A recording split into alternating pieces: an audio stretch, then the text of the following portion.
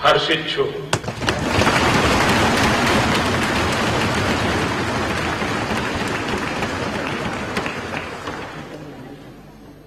धैर्य धैर्य वर्ष ही एक पथिक या तीर्थालुको रूप में मैं यहां आयको थे।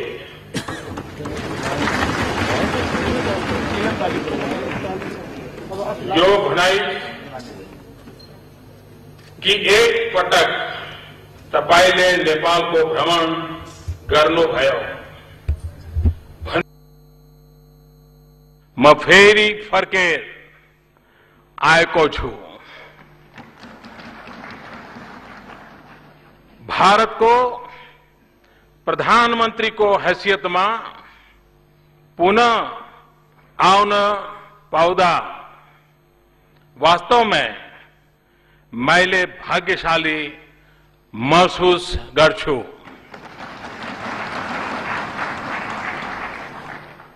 यो यस्तो यात्रा थियो जून में प्रधानमंत्री को कार्यालय में प्रवेश गर्न बित्तैकी गर्न चाहन थे किनकि हाम्रो नेपाल संघ को संबंध मेरो सरकार को उच्चतम प्राथमिकता मध्य हो।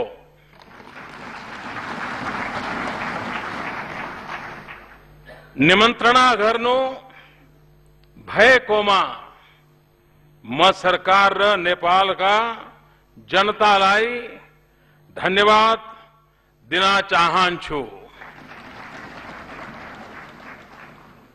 म संगे मेले 125 करोड़ भारतीय जनता को माया शुभकामना र सद्भावना लिएर आयो छु।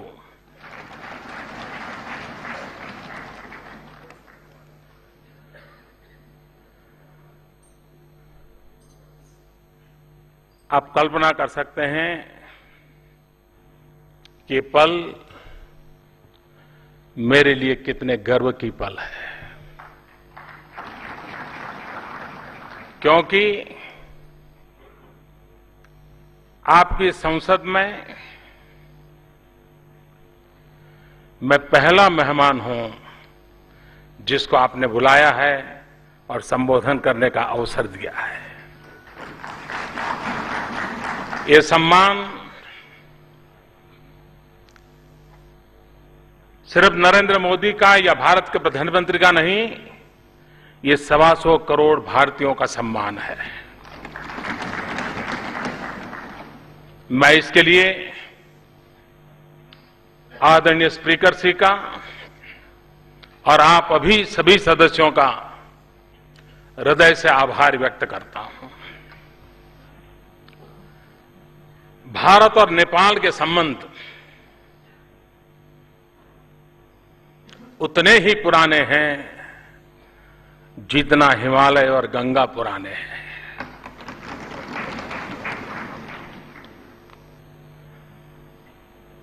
और इसलिए हमारे संबंध कागज की किश्तियों से आगे नहीं बढ़े हैं। हमारे संबंध दिलों की दास्तान कहते हैं। जन जन के मन के प्रतिघोष के रूप में है। हम एक ही सांस्कृतिक विरासत के धनी हैं।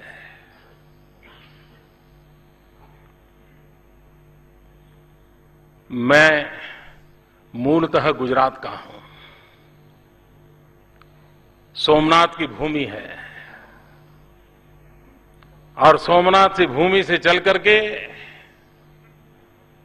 मैं राष्ट्रीय राजनीति का फलक काशी विश्वनाथ की छत्र छाया में मैंने प्रारंभ किया, काशी से किया और आज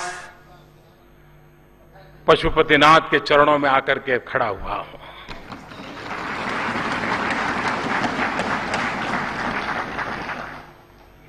ये वो भूमि है जहां किशोरी जी बचपन में खेला करती थी। और आज भी हम जनक का स्मरण करते हैं। ये भूमि है जिसने विश्व को अचंभित कर देने वाले भगवान बुद्ध को जन्म दिया है।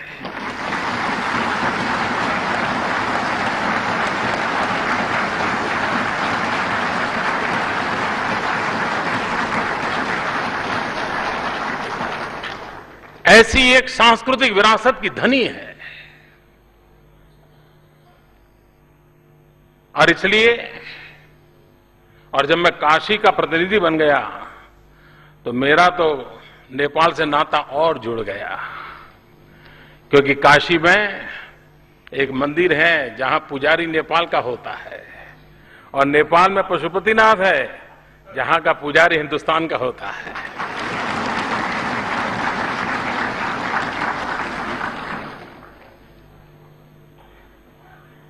भारत का हर व्यक्ति 51 शक्तिपीठों के दर्शन की कामना करता है। उन 51 शक्तिपीठों में 2 शक्तिपीठ नेपाल में है। यानी इतना अटूट नाता है हमारा। और इतना ही नहीं, हिंदुस्तान ने वो कोई लड़ाई जीती नहीं है जिस जीत के साथ किसी नेपाली का रक्त न बहा हो।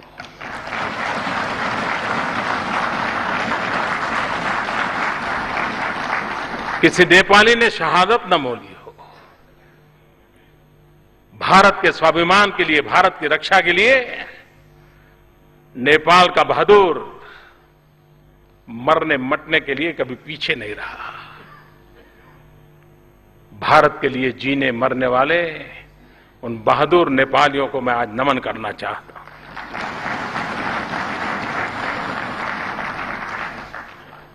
भारत की सेना के फील्ड मार्शल एक बहुत बढ़िया बात बताते थे। वो कहते थे कि कोई सेना का जवान ये कहे कि मैं मृत्यु से डरता नहीं हूं, तो मान लेना या तो वो झूठ बोल रहा है या तो वो गुरखा है।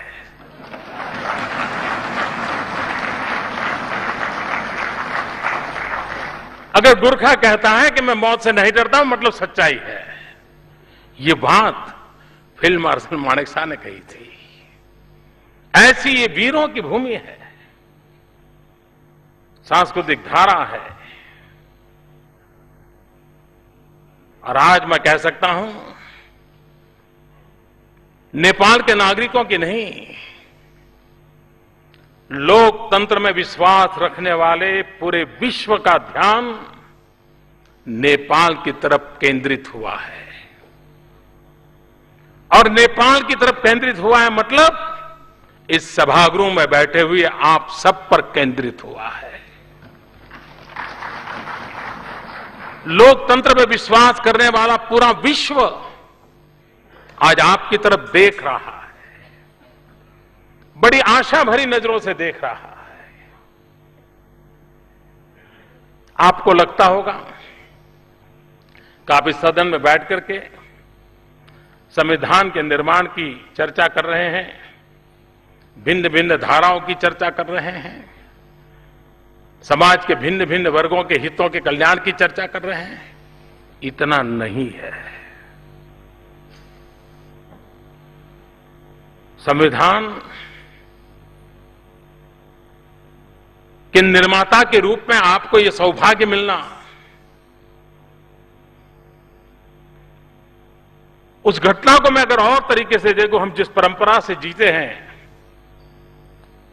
कभी कुछ ऋषि मन ने वेद निर्माण किए, किसी ने उपनिषदें निर्माण की, किसी युग में संहिताओं का निर्माण हुआ और जिसके प्रकाश में हजारों साल से हम अपना जीवन निर्वाह और आयोजन करते रहते हैं।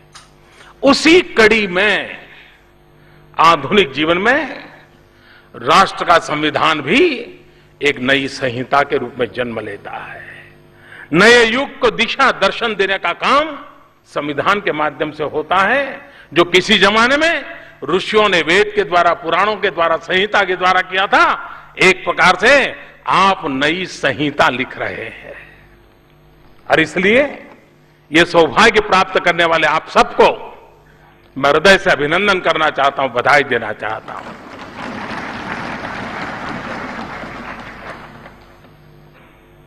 लेकिन संविधान निर्माण की एक पूर्व शर्त होती है। संविधान के निर्माण के लिए ऋषि मन होना जरूरी होता है।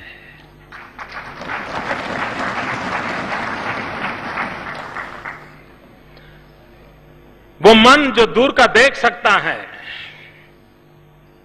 वो मन समस्याओं का अंदाज लगा सकता है, और वो मन आज भी उन शब्दों में अंकित करेगा जो 100 साल के बाद भी समाज को सुरक्षित रखने की, समाज की विकास यात्रा को आगे बढ़ाने की कोशिश करेगा। कितना पवित्र, कितना उम्दा, कितना विशाल, कितना व्यापक काम आप लोगों के पास है, और इसलिए आप बहुत भाग्यशाली हैं। मैं आपको नमन करने आया हूं, मैं आपका अभिनंदन करने आया हूं। संविधान एक किताब नहीं होती है। संविधान कल, आज और कल को जोड़ता है। मैं कभी कभी सोचता हूं भारत का संविधान वो हिमालय को समंदर के साथ जोड़ता है, भारत का संविधान कच्छ के रेगिस्तान को नागालैंड की हरी भरी पर्वतमालाओं के साथ जोड़ता है, 125 करोड़ नागरिकों के मन को, आशा को, आकांक्षाओं को पल्लवित करता है। आप जिस संविधान का निर्माण करने जा रहे हैं वो सिर्फ नेपाल के नागरिकों के लिए नहीं, दुनिया के इतिहास में एक स्वर्णिम पृष्ठ लिखने जा रहे हो। आपको आश्चर्य होगा कि मोदी जी क्या बता रहे हैं। मैं सच बता रहा हूं। आपका संविधान जो बनेगा वो सिर्फ नेपाल के लिए नहीं, विश्व के लिए एक स्वर्णिम पृष्ठ बनने वाला है। क्योंकि इतिहास के धरोहर में देखें तो एक सम्राट अशोक हुआ करते थे। युद्ध के बाद शांति की तलाश में निकले, युद्ध छोड़ बुद्ध की शरण गए और एक नया स्वर्णिम पृष्ठ लिखा गया। मैं उन सबको बधाई देता हूं जिन्होंने बुलेट का रास्ता छोड़ करके बैलेट के रास्ते पर जाने का संकल्प किया, नेपाल की धरती पर किया।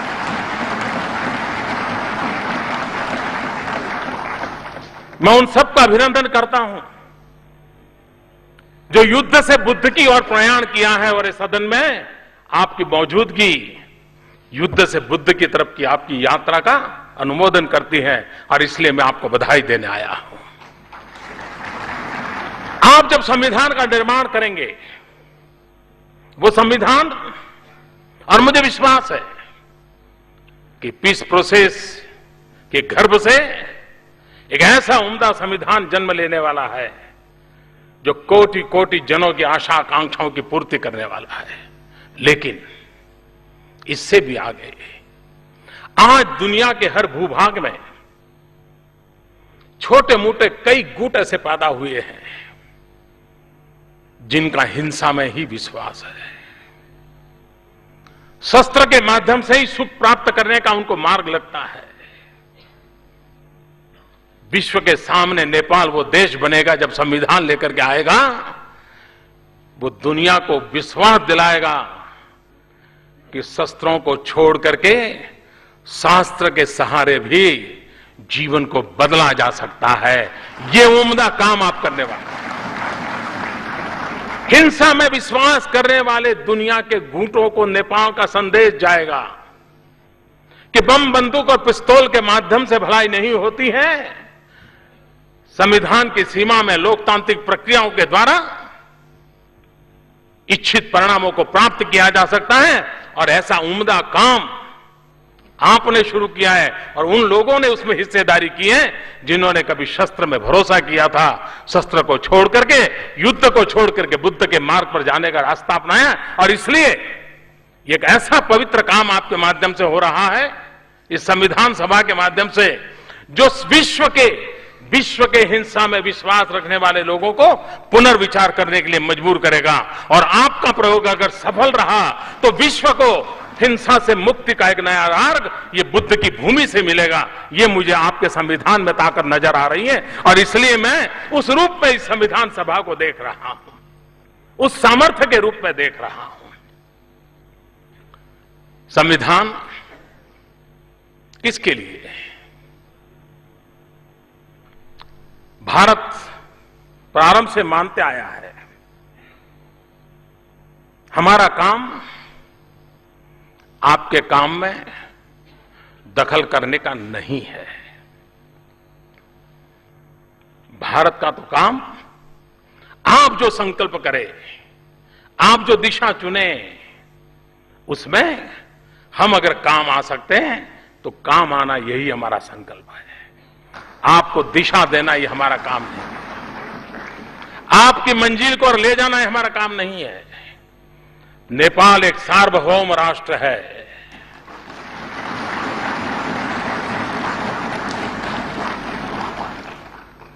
हमारी इच्छा इतनी है कि नेपाल ये सार्वभौम राष्ट्र हिमालय जितनी ऊंचाइयों को प्राप्त करे और पूरा विश्व नेपाल को देख करके गौरवान्वित हो, ऐसा नेपाल देखने की हमारी इच्छा है।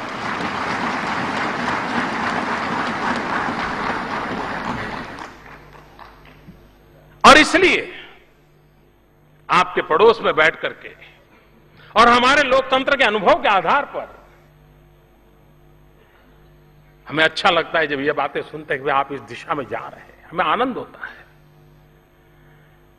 संविधान वो हो जो सर्व समावेशक हो, हर नेपाली नागरिक को, गरीब हो अमीर हो, पढ़ा लिखा हो अनपढ़ हो,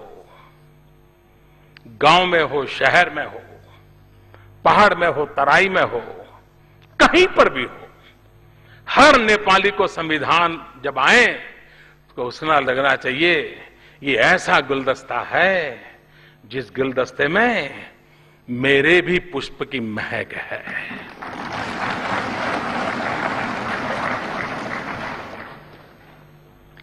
और संविधान निर्माता ऐसा गुलदस्ता बनाएंगे कि जिसके कारण हर नेपाली को लगेगा, हां ऐसा बढ़िया गुलदस्ता आया है, मेरा फूल भी महक मुझे उसमें महसूस हो रही है, वो काम आप करने जा रहे हैं।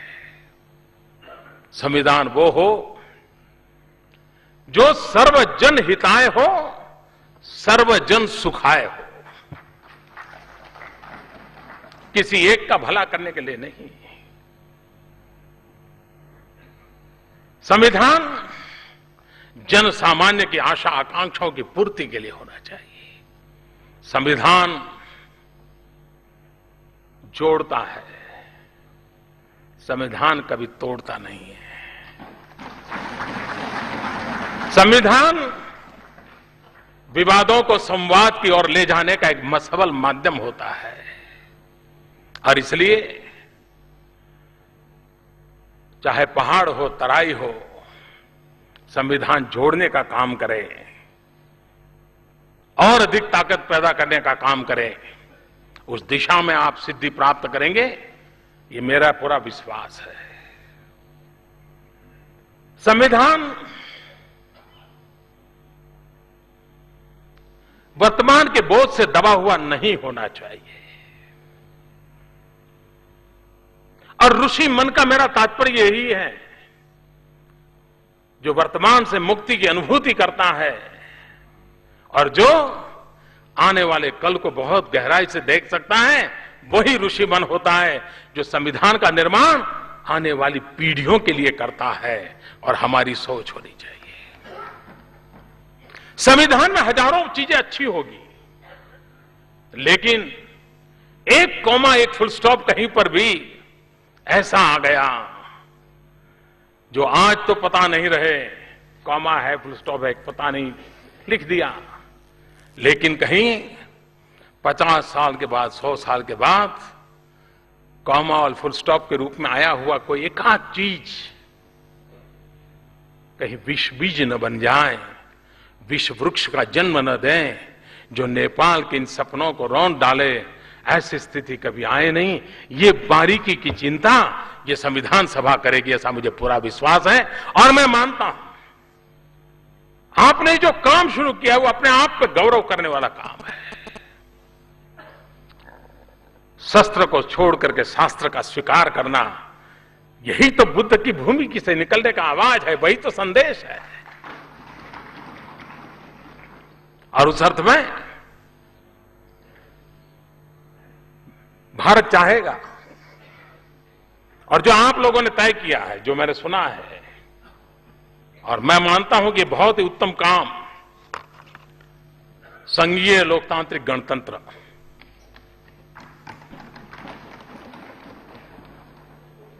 आज उपलब्ध व्यवस्था में उत्तम रास्ता आपने चुना है। और भारत हमेशा आपके संघीय लोकतांत्रिक गणतंत्र की कल्पना को पूरा पूरा आदर करता है, स्वागत करता है। इंतजार यही है कि जितना जल्दी हो, इंतजार इसी बात का है।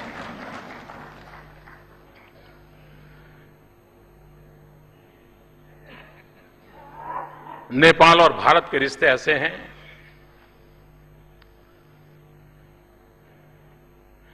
कि थोड़ी सी भी हवा इधर उधर हो जाए तो ठंड हमें भी लगती है।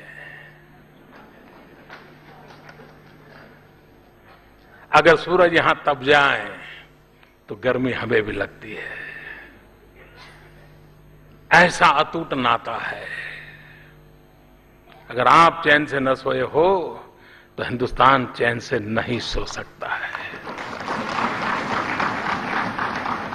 नेपाल का कोई मेरा भाई भूखा हो तो भारत कैसे आनंद ले सकता है। कल जब ये कोशी की घटना घटी, समाचार आए, मेरी पूरी सरकार लगी रही है, भाई कितना बड़ा हादसा हुआ है, क्या हुआ है, इतनी बड़ी चट्टान गिरी है, कोशी नदी का पानी रुका है, पता नहीं इतने लोग खो गए हैं, इतने लोग मारे गए हैं। जितनी चिंता आपको सताती थी उतनी ही चिंता मुझे भी सताती थी। क्यों? ये कष्ट आपका है, वो मेरा भी है। ये आपदा आपकी है तो आपदा मेरी भी है। और हिंदुस्तान के किसी कोने में जितनी तेजी से मदद पहुंचाए उतनी ही तेजी से मैंने मदद पहुंचाने के लिए दिशा पकड़ी और लोगों को मैंने भेज दिया। क्यों? आप मेरे हैं, हमारे हैं, हम आप अलग हो नहीं सकते।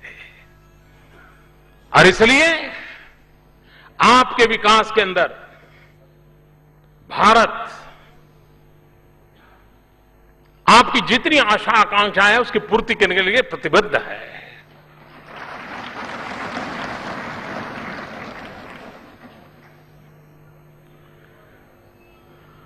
नेपाल जहां से जन्मे हुए बुद्ध ने मन के अंधेरे को दूर किया था, विचारों का प्रकाश दिया और मानव जात को एक नई चेतना मिली थी। ये नेपाल पानी की शक्ति का ऐसा धनी है कि वो बिजली के माध्यम से आज भी हिंदुस्तान का अंधेरा दूर कर सकता है।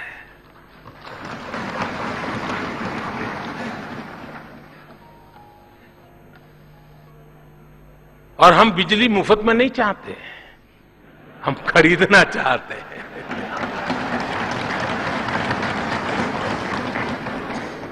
हम आपका पानी भी ले जाना नहीं चाहते, आपका पानी। और वैसे तो एक बात मैं नहीं जानता हूं नेपाल में ये बात किस रूप में देखा जाएगा। पानी और जवानी ये कभी पहाड़ के काम नहीं आते हैं।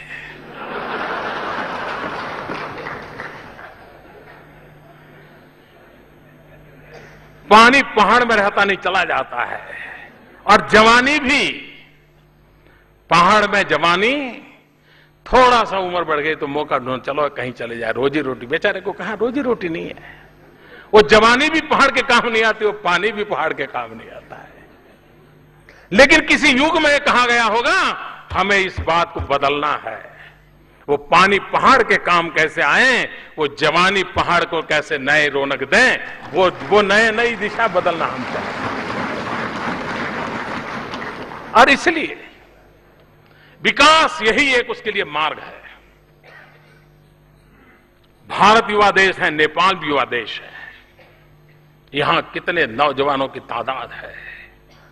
अगर उन नौजवानों के हाथ में अवसर दिया जाए, नेपाल की कल क्या, नेपाल की आज बदलने का सामर्थ्य इस नौजवानों में है। वो अवसर कैसे मिलेगा? हम प्राकृतिक संसाधनों का समुचित उपयोग करके विकास की एक दिशा तय नहीं करेंगे तो कैसे होगा? भारत इसके लिए आपके साथ कंधे से कंधा मिलाकर के चलना चाहता है। निर्णय आप कीजिए, आप अपने नेतृत्व का परिचय दीजिए और अकेले हिंदुस्तान को बिजली बेचकर भी नेपाल समृद्ध देशों में अपनी जगह बना सकता है। इतनी ताकत आपके पास है। हम इसमें आपके साथ आपकी इस विकास यात्रा में जुड़ना चाहते हैं। यहां पर ट्रकों के द्वारा ऑयल आता है। युग बदल चुका है। पाइपलाइन से क्यों ना आए, हम उस काम को पूरा करेंगे।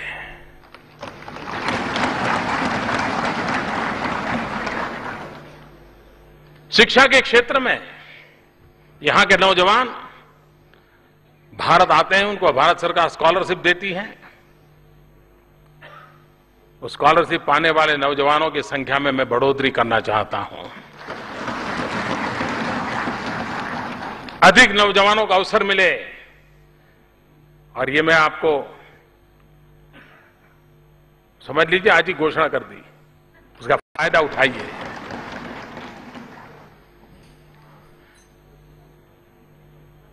जब लक्ष्मण जी मूर्छित हो गए तो हनुमान जी पौधा लेने के लिए यहां आए थे।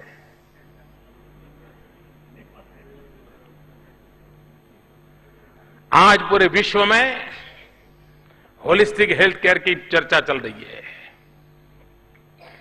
हिमालय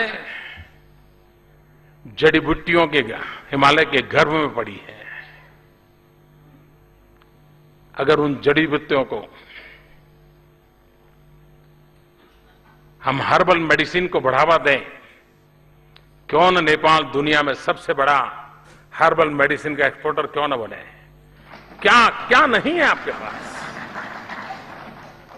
मैं आपके साथ कंधे से कंधा मिलाकर के काम करने के लिए तैयार हूं। भारत जो मदद हो सके करना है, क्योंकि आने वाले दिन में विकास को कैसे किस दिशा में ले जाना आपके पास ये पड़ा है। मैं नया नहीं कहता हूं। टूरिज्म 125 करोड़ देशवासी आपके पड़ोस में ऐसे हैं जो कभी न कभी पशुपतिनाथ आकर के अपना सर झुकाना चाहते हैं, भगवान बुद्ध के पास आकर के शांति का संदेश लेना चाहते हैं। क्यों न नेपाल का टूरिज्म उस रूप में विकसित हो ताकि भारत से बहुत बड़ी मात्रा में टूरिस्ट नेपाल को मिले। और टूरिज्म एक ऐसा क्षेत्र है, कम से कम पूंजी से ज्यादा रोजगार देने वाला कोई क्षेत्र है तो टूरिज्म है। टूरिस्ट आता है तो चना बेचने वाला भी कमाता है, मूंगफली बेचने वाला भी कमाता है, ऑटो रिक्शा वाला भी कमाता है, टैक्सी वाला भी कमाता है, चाय बेचने वाला भी कमाता है। और जब चाय बेचने वाले की बात आती है तो मुझे जरा आनंद होता है।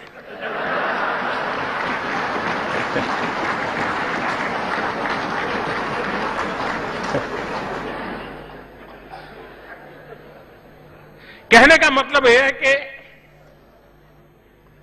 टूरिज्म के विकास की इतनी संभावना पड़ी है। एडवेंचर टूरिज्म के लिए हिमालय से बढ़कर क्या हो सकता है? नेपाल से बढ़कर कौन सी जगह हो सकती है? पूरे विश्व के नौजवानों को पागल कर दें, इतनी ताकत आपकी धरती के पास पड़ी है। मैं आपसे आह्वान करता हूं, आइए आगे आइए। पूरे विश्व का एडवेंचर यूथ, जिसको एडवेंचर करने का मिजाज है, जिसको पहाड़ों पर जाने की इच्छा रखती है, आप पूरे विश्व के युवा को ललकार सकते हैं। आइए, कितना बड़ा अवसर है। हमें संविधान भी निर्माण करना है, हमें नेपाल को नई ऊंचाइयों पर भी ले जाना है, और उसके लिए एक पड़ोसी का धर्म हम निभाने के लिए प्रतिबद्ध है। मेरे मन में आया, मैंने कहा नेपाल को हिट करें। मुझे लगा मैं ऐसा शब्द प्रयोग करूंगा तो शायद आपको बुरा लग जाएगा, ये कौन होता है हिट करने वाला। लेकिन मैं जब हिट करने की बात करता हूं तब मेरे मन में 3 प्रमुख बातें हैं। HIT, एक हाईवेज, दूसरा आईवेज और तीसरा ट्रांसवेज। नेपाल को भारत ये जितनी जल्दी ये गिफ्ट दें, हाईवेज दें, आईवेज, इंफॉर्मेशन वेज, पूरे विश्व के अंदर नेपाल पीछे रहना नहीं चाहिए। नेपाल भी डिजिटल बनना चाहिए, नेपाल विश्व के साथ जुड़ना चाहिए, हाईवेज चाहिए और ट्रांसवेज, ट्रांसमिशन लाइंस।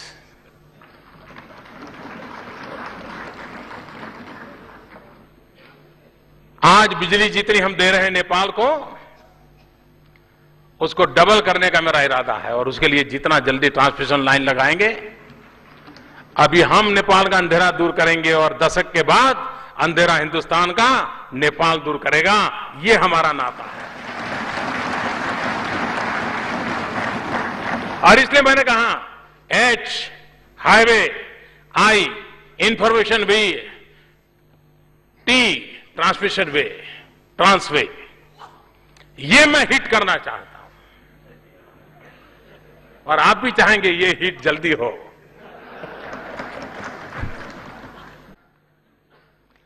मुझे विश्वास है कि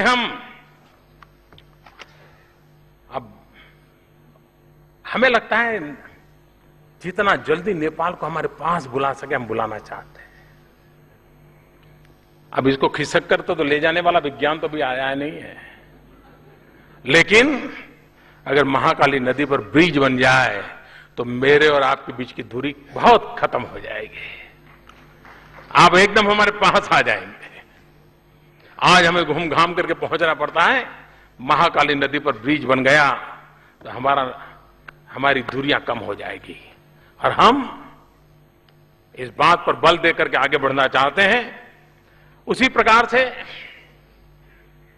सीमा हमारे लिए, बॉर्डर जो है वो बैरियर नहीं हो सकती, बॉर्डर ब्रिज बनना चाहिए। और हम चाहते हैं भारत और नेपाल की सीमा इस प्रकार से वाइब्रेंट हो, अच्छेपन की लेन देन होती रहे, ताकि आपका भी विकास हो, भारत के भी आपके साथ जुड़े हुए छोटे छोटे जो राज्य हैं उनको भी विकास का भी अवसर मिले। एक योजना आज मैं प्रधानमंत्री जी से बता रहा था, मैंने कहा कि हिमालय पर रिसर्च होना बहुत जरूरी है। इतनी बड़ी प्राकृतिक संपदा है, भारत ने उस पर एक काम शुरू किया है। हमने हमारे इस बजट में भी उसकी घोषणा की है। नेपाल भी उसमें आगे बढ़े और हम मिलकर के हिमालय की शक्ति मानव जात के लिए कैसे काम आ सकती है, उसके वेज एंड मीन्स क्या हो, उसके सामर्थ्य को हम पहचाने, विज्ञान की उन नई परतों को हम खोलें और मानव जात के कल्याण की दिशा में हम जरूर काम करें। उसी प्रकार से हम प्रयास करना चाहते हैं। कभी कभी मैं हैरान हो जाता हूं,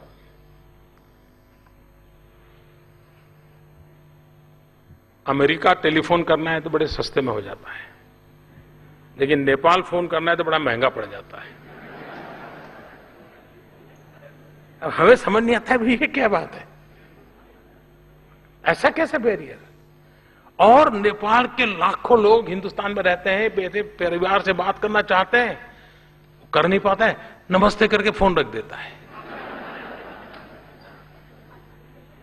मैं स्थिति बदलना चाहता हूं।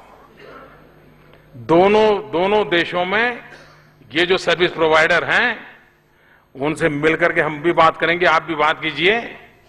ये कनेक्टिविटी ऐसी नहीं होनी चाहिए हमारे बीच में। बड़े आराम से, सहज से, कम खर्चे में बात हो, और उसी से तो नाता जुड़ता है। लाइव कम्युनिकेशन जितना बढ़ता है उससे नाता बनता है, और हम उसको बढ़ावा देना चाहते हैं। अभी आपने सुना होगा, जब मेरा शपथ समारोह था, मैं प्रधानमंत्री के रूप में शपथ लेने वाला था, मैंने सार्क देशों को निमंत्रित किया था, और मैं आभारी हूं आदरणीय प्रधानमंत्री जी का। वो बहुत ही कम नोटिस में आप आए, और मैं मानता हूं कि सार्क देश मिलकर के गरीबी के खिलाफ लड़ने का एजेंडा लेकर आगे क्यों न बढ़े। गरीबी के खिलाफ लड़ाई में हम सभी सार्क देश एक दूसरे की मदद करें, और उसमें एक काम सार्क देशों को, और भारत का दायित्व है। हम कोई उपकार नहीं करते, हम मानते हैं हमारा दायित्व है कि हमारे अड़ोस पड़ोस के हमारे जितने भी छोटे भाई हैं, हमारे साथी भाई हैं, उनकी विकास यात्रा में हम मददरूप हो। और इसलिए अभी मैंने घोषणा की है कि स्पेस टेक्नोलॉजी का लाभ हमारे सार्क देशों को मिलना चाहिए, और इसलिए भारत की तरफ से एक सार्क सैटेलाइट लॉन्च किया जाएगा, जिस सार्क सैटेलाइट का लाभ हेल्थ सेक्टर के लिए, एजुकेशन सेक्टर के लिए, स्पेस टेक्नोलॉजी का लाभ सार्क देशों को मिले, नेपाल को मिले, उस दिशा में हमने कदम उठाना तय किया है। और इसलिए इसका आगे वाले दिनों में जरूर लाभ मिलेगा।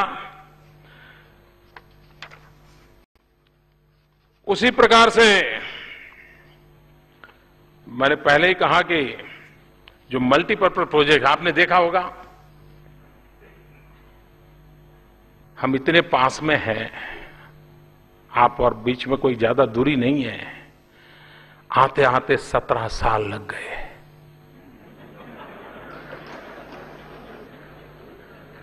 यह अखरता है। मैं आपको वादा करता हूं अब ऐसा नहीं होगा।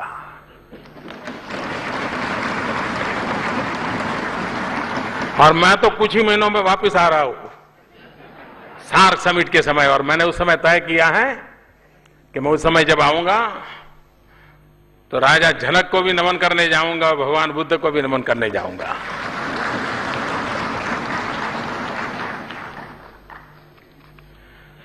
यह खुशी की बात है कि पंचेश्वर प्रोजेक्ट बहुत पहले तय हुआ, कितने रुपये की लागत बढ़ गई, लेकिन अब अथॉरिटी का निर्माण दोनों देशों में हुआ है।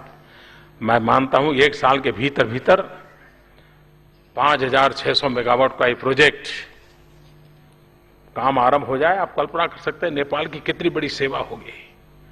आज नेपाल के पास जितनी बिजली है उससे करीब करीब 5 गुना बिजली। छोटी बात नहीं है जी। विकास को कितनी नई ऊंचाई मिल सकती है, और उसके लिए भारत बिल्कुल प्रोएक्टिव होकर के आपके साथ काम करने के लिए तैयार हो, और हम आपको उस दिशा में पूरा प्रयास करेंगे। एक बात की और मैं चाहूंगा, जैसे मैंने कहा हर्बल मेडिसिन एक बहुत बड़ा क्षेत्र है, वैसे भी ऑर्गेनिक फार्मिंग पूरे दुनिया के अंदर एक बहुत बड़ा मार्केट खड़ा हुआ है। जो माल रुपये में बिकता है वो अगर ऑर्गेनिक है तो डॉलर में बिकने लग जाता है। और नेपाल एक ऐसी भूमि है जहां ये संभव है। भारत में सिक्किम एक राज्य आपके पड़ोस में ही माना जाएगा। सिक्किम ने पूरा ऑर्गेनिक स्टेट बना दिया अपने आप को, और उसके कारण उसका विश्व में एक नया मार्केट खड़ा हुआ है। अगर नेपाल उस दिशा में जाना चाहता है, मुझे खुशी होगी आपको मदद करने की, आपके साथ काम करने की। उसी प्रकार से हमने एक प्रयोग शुरू किया है हिंदुस्तान में सॉइल हेल्थ कार्ड का। हम जानते हैं नेपाल और हिंदुस्तान में हम नागरिकों के पास भी हेल्थ कार्ड नहीं है।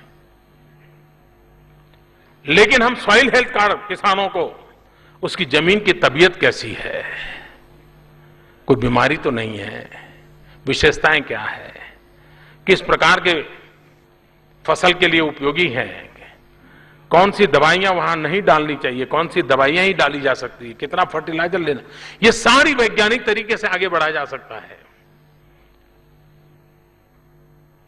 अगर नेपाल की रुचि होगी तो हम सॉइल हेल्थ कार्ड के इस काम को जो हम हिंदुस्तान में आगे बढ़ा रहे हैं, यहां के किसानों को भी अगर उसका लाभ मिलेगा तो कृषि आधुनिक हो, कृषि वैज्ञानिक हो, उसमें हम बहुत बड़ी मात्रा में उपयोगी हो सकते हैं। और मैं चाहता हूं कि आने वाले दिनों में इसके लिए आप जरूर ही कुछ न कुछ सोचेंगे, और मैं मानता हूं उसी प्रकार से आज जब मैं आपके बीच आया हूं तो मैं आज ये भी आपको घोषणा करके जाना चाहता हूं, भारत नेपाल को 10,000 करोड़ नेपाली रुपए कंसेशनल लाइन ऑफ क्रेडिट की सहायता देने का हमने निर्णय किया है। हम यह सुनिश्चित करेंगे कि इस क्रेडिट का उपयोग नेपाल की प्राथमिकता पर होगा। आप इसे हाइड्रो पावर, इंफ्रास्ट्रक्चर, इन सारे क्षेत्रों में लगाएं तो ये करीब $1 बिलियन जैसे अमाउंट में आज, और पहले इसका जो दिया हुआ है ये इससे अलग है, उसके साथ इसको जोड़ना जरूर, वो अलग है, वो दे दिया, ये नया है।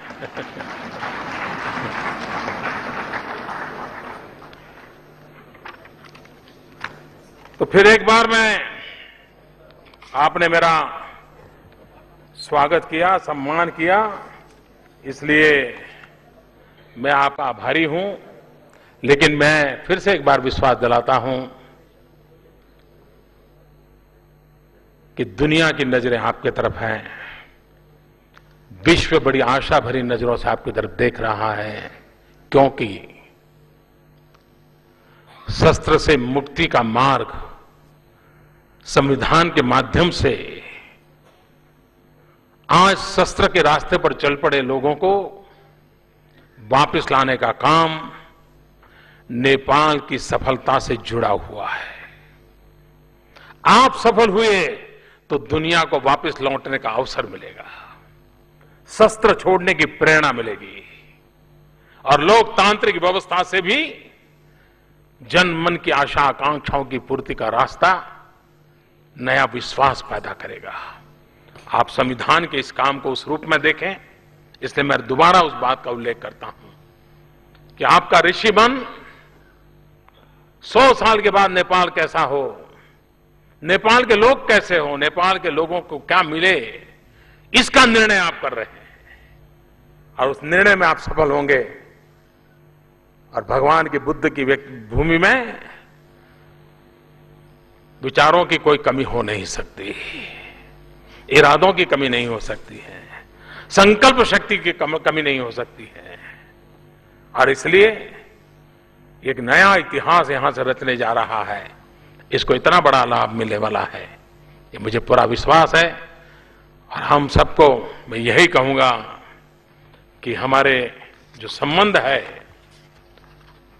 भारत नेपाल मैत्री, ये अमर रहे।